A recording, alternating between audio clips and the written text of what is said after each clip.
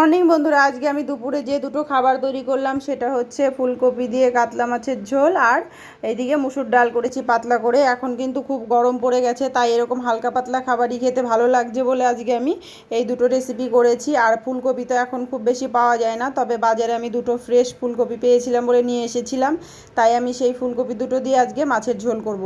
প্রথমে আমি কাতলা মাছটাকে কেটে ভালো করে ধুয়ে নিয়েছি নুন দিয়ে, তারপরে কিন্তু আমি এখানে নুন হলুদ মাখিয়ে নিয়েছি।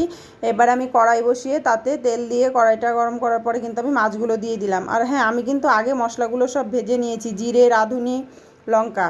তো তারপরে কিন্তু আমি এখানে মাছগুলোকে সুন্দর করে উল্টে পাল্টে লাল লাল করে ভেজে তুলে নিচ্ছি, আর ওইদিকে কিন্তু আমি মশলাটাও বেটে নেব। তো আমি এদিকে কিন্তু মাছগুলো সব ভাজা হয়ে গিয়েছে, তারপরে কড়াইতে তেলটা চেঞ্জ করে আমি দিয়ে তারপরে জিরে ফোড়ন দিয়ে ফুলকপিটাকে দিয়ে ভালো করে ভেজে নেব লাল লাল করে। আর এই সময় কিন্তু আমি নুন হলুদ দিচ্ছি না, আগে ফুলকপিটা ভালো করে একটু ভেজে নিই যাতে ফুলকপির কাঁচা গন্ধটা চলে যায়, তাহলে খেতে ভালো লাগবে। তারপরে কিন্তু আমি নুন আর হলুদটা দেবো, কারণ নুন দিলে জল ছেড়ে দেবে ফুলকপি, তাই নুনটা একটু পরে দেবো। তো তারপরে কিন্তু আমি হলুদ দিয়ে ভালো করে ফুলকপিটাকে ভালো করে কষিয়ে নিলাম। কষিয়ে নেওয়ার পরে আমি এখানে নুন দিয়ে দিলাম। নুন দেওয়ার পরে আরও কিছুক্ষণ কষিয়ে নেব ঢাকা দিয়ে দিয়ে ফুলকপিটাকে। তারপরে কিন্তু আমি এখানে আলুটা অ্যাড করব। আর আমি এখানে আজকে আলু আর ফুলকপি দিয়ে কাতলা মাছের ঝোলটা করব। তো দেখো তোমরা, ফুলকপি অনেকটাই কমে গিয়েছে, জল ছেড়ে দিয়েছে, আর ফুলকপিটা কিন্তু সুন্দর কষানোও হয়ে গেছে। এবার কিন্তু আমি ফুলকপিতে আলুগুলো অ্যাড করে দিলাম।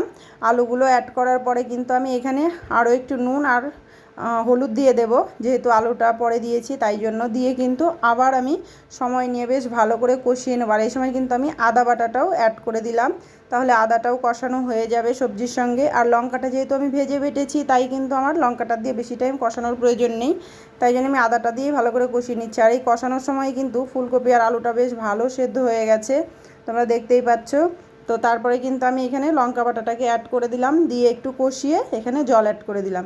জলটা অ্যাড করার পরে আমি ঢাকা দিয়ে দেবো, ঝোলটা ফুটে ওঠার পরে মাছ দিয়ে দেবো। তো তোমরা এইভাবে একবার খাবে, করে দেখবে দারুণ লাগবে। ফুলকপি না ভাপিয়েও এইভাবে রান্না করলে কিন্তু খেতে ভালো লাগে। আর এটা কিন্তু ফুলকপির অফ সিজন, তবুও এত ভালো ফুলকপি পাবো আমি ভাবতে পারিনি, খেতে কিন্তু দারুণ হয়েছিল। আর আমি এই সময় নুনটা টেস্ট করে একটু নুন লাগবে বলে নুনটা দিয়ে দিলাম, দিয়ে আরও একবার ঢাকা দিয়ে দিলাম মাছ দেওয়ার পরে। তারপরে আমি এখানে জিরে আর রাঁধুনি বাটা দিয়ে 2 মিনিট ফুটিয়ে ঝোলটাকে নামিয়ে নেব। আর মাছের ঝোলটা কিন্তু খেতে দারুণ হয়েছিল। আর এখন খুবই গরম পড়ে গেছে, এইরকম পাতলা ঝোল খেতেই ভালো লাগে। তো এবার আমি কিন্তু মুসুর ডালটাকে বসিয়ে দিয়েছিলাম, মুসুর ডালটা আমার ফুটে গেছে। আমি এখানে লঙ্কা তারপরে পেঁয়াজ অ্যাড করে দিয়েছিলাম। আর ডালটা দেখো, ডালের ওপরে যে নোংরাটা পড়েছে এটা কিন্তু ফেলে দিতে হয়, তবে ডালটা খেতে ভালো লাগে। তারপরে আমি কড়াই বসিয়ে তেল দিয়ে এখানে ফোড়ন দিলাম, কালো জিরে আর রাঁধুনি দিয়ে ডালটাকে ফোড়ন করে নামিয়ে নিলাম। তো তোমরা কে কোথা থেকে আমার ভিডিও দেখছো আমাকে কমেন্ট করে জানিও। আর এই রেসিপিগুলো তোমরাও বাড়িতে করবে, গরমে খেতে ভালো লাগবে।